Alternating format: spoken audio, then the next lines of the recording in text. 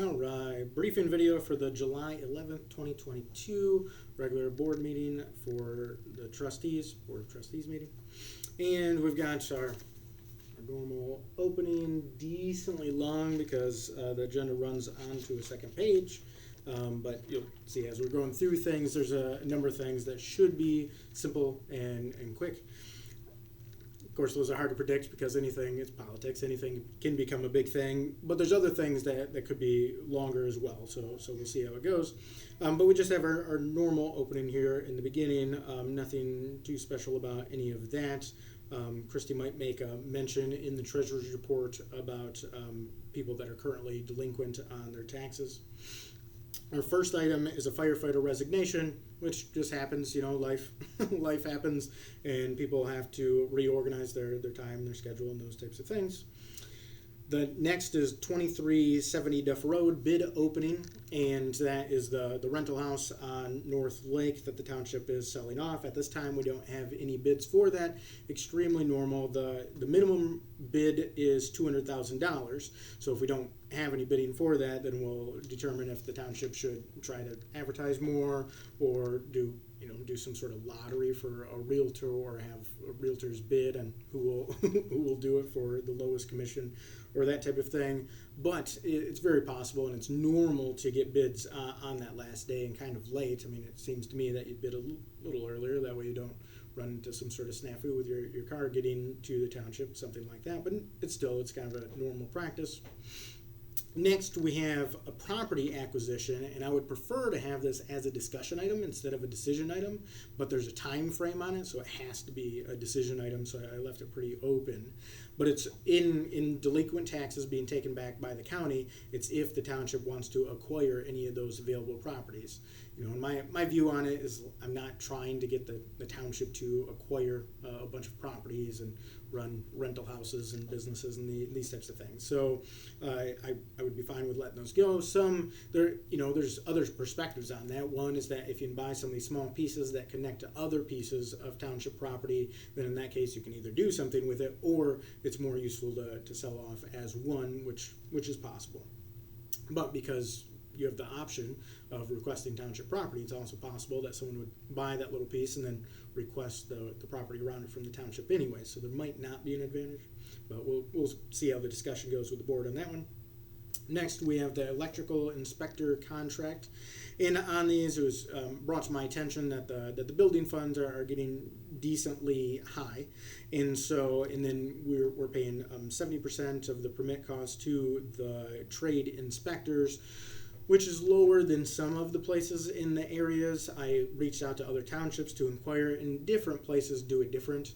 Some do it just by a percentage, and those are higher. Some do it by a flat fee per. Some have a building inspector literally on salary. So it's a bit of a mix. And if you go with the percentage, then they're rewarded in proportion to the job. So if you have a large commercial job versus a small residential job, then you would move away from doing the large commercial job or move it down the road. If you do a bunch of the small jobs and they're paying the same amount. So it makes sense for it to be proportional. And this is proposing that it go from 70 up to 80. And then which is what the building inspectors currently have, which we'll get to in a second. Next is the mechanical/plumbing inspector contract, and that's the same thing, just the other trades. And we have those as one in a contract because the same person does them. Next, we have the building inspector contract. And on this, I adjusted these because before I got in, the contracts had expired. And so I wanted to get the contracts up to date on this type of stuff and turned them evergreen so that they can be canceled by either side, but we're not running into this issue of the expiring contracts. But there were two contracts made at the same time for the building inspector, both in 2018. And the one was the contract, the full-on contract, and then the other one, it seems the only thing that was in it is that the building inspector gets paid 5% of the fees from the trade inspectors. And so this proposal is just to move that one sentence, I do believe, into the regular contract and authorize that instead of having these two separate contracts in separate years. Next, we have the Berry Junction Trail Commission alternate. And on these boards, three, which we're going to come across all three, the Berry Junction Trail, the Wastewater Management Committee, and the Water System Policy Board, I'm on them, which I'm fine with. If the clerk or the treasurer wanted to take over as the primary on those, I would also be fine with that. But I'm fine with being on them. They're important. They're very important to have someone there and have a voting member and understand what's happening, what's going on, and it's quite complex. It's quite a big thing, especially the water system and the wastewater, but the trail too, and they all have their own different types of problems and different sets of problems. But just in case, if something happened to me or whatever, it's best to have an alternate officially on there that could go in as a voting member. And so Christy said she would be fine with being on the Trail Commission, and Tracy said she'd be fine with being on the Water System Policy Board alternate, which is the next item, and the Wastewater Management Committee alternate, which is the next one. So those are all three of those. Next, we have removing names from the Visa account. And now the card is through the bank, and so we've made the motions over time to adjust who's on those accounts. But no one realized that the Visa account itself has its own access parameters. And so there were people on there from years ago. And so this would remove all those names, obviously, starting from the blank slate, but we have no one currently in that's on it. And then the next item is to put the clerk on the Visa account, and then to put the deputy clerk on the Visa account, and for both the clerk and the treasurer, which they're coming up, and the deputies, it's different type of access. So the clerk and the treasurer would be business officers, meaning they can adjust amounts and those types of things. And the deputy clerk and the deputy treasurer would be authorized speakers, which means they're able to call in, get information, do that type of thing. So we've got the clerk on the Visa account, deputy clerk on the Visa account, treasurer on the Visa account, deputy treasurer on the Visa account. Next, we have the weed assessments. So we have 4 of these. And these are to be reviewed every year. That was adjusted over the last couple of years. And so the North Lake Weed Assessment, West Lake Weed Assessment, and Middle Lake Weed Assessment, which are the next 3 items on the schedule, all 3 of those have a decently high fund balance. And I have the numbers in the packet, which is available on the website, like I always do. I scan it in. It has a PDF. And it has a decently high fund balance, and it doesn't seem like those should need to be charged this year, and maybe for 2 of them won't need to be charged maybe for a couple of years. So there's no point in doing that because the numbers that we're charging every year, getting charged by Professional Lakes Management, PLM, for the invasive species for weed treatment, it's just unnecessary to have that amount in there. It can only be used for weed treatment, so it's not like it's accumulating for something else. The last one, Twin Lake Weed Assessment, those numbers are a little tighter. We got about $7,900 in that account, and last year we spent $6,000 on the weed treatments, and it's a good idea to have a couple $1,000 buffer in there, and so to make it for next year, we should charge something.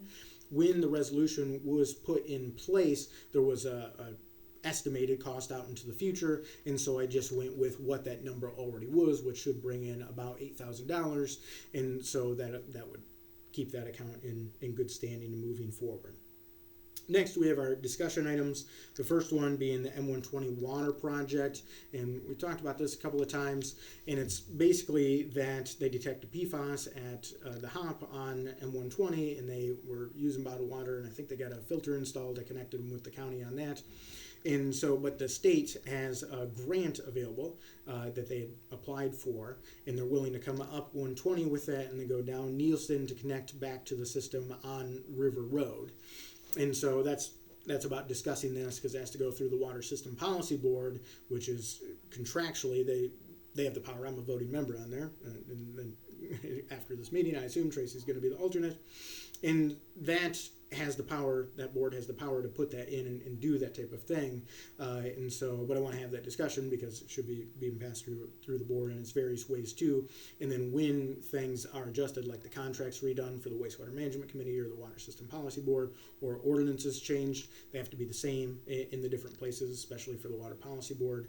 And we're looking at some of that. And so there's a decent amount with that.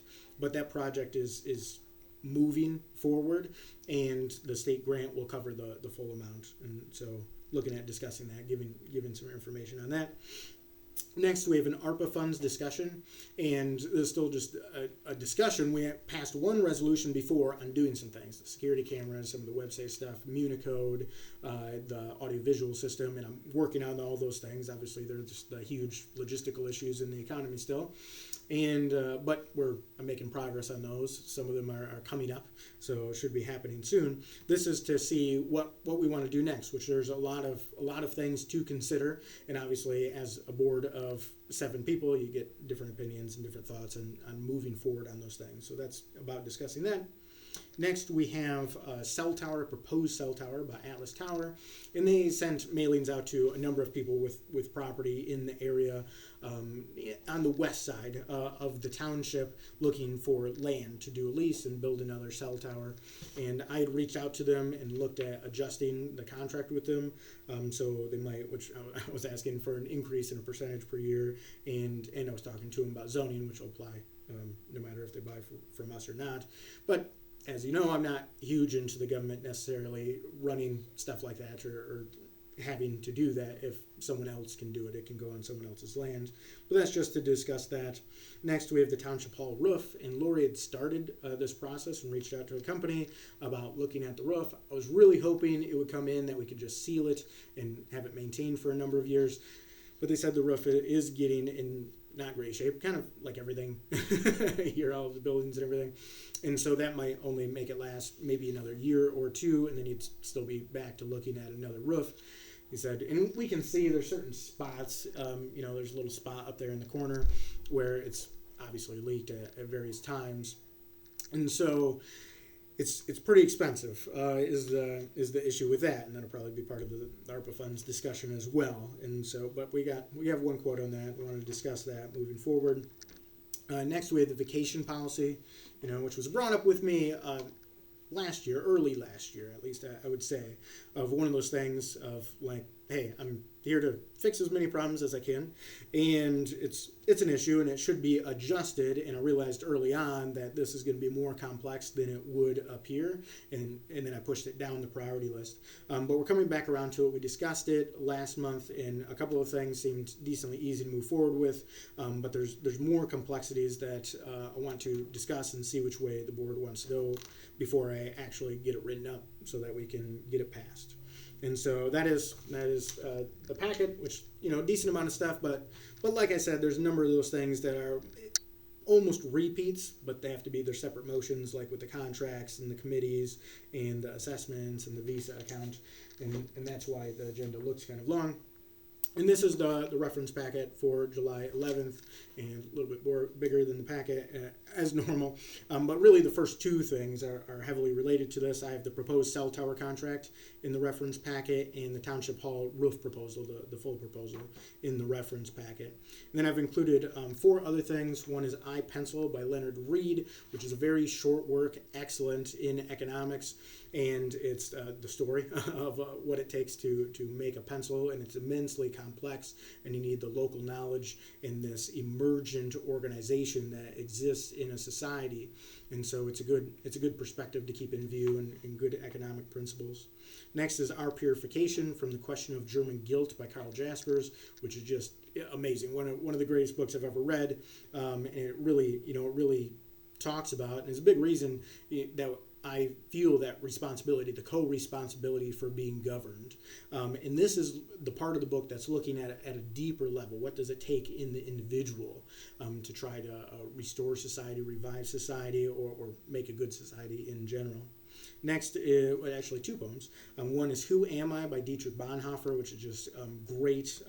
He wrote that when he was imprisoned in Nazi Germany. It's very good, a good perspective thing on which perspective you're viewing things from. And then The Gray Monk by William Blake, which is also a very, very interesting poem about trying to make positive changes, and is it possible, and what kind of attitude should he move forward with that type of thing. So good stuff overall. A lot of things happening in there, correcting some things, other things to be discussed, other things just to be recognized and thought about as information. So if anyone has any questions, thoughts, ideas, comments, concerns, my direct line at the office is area code 231-332-6700. The email is supervisor@dalton daltontownship.org. And if anyone wants to talk at the meeting, then that opportunity will be available as well. Until then,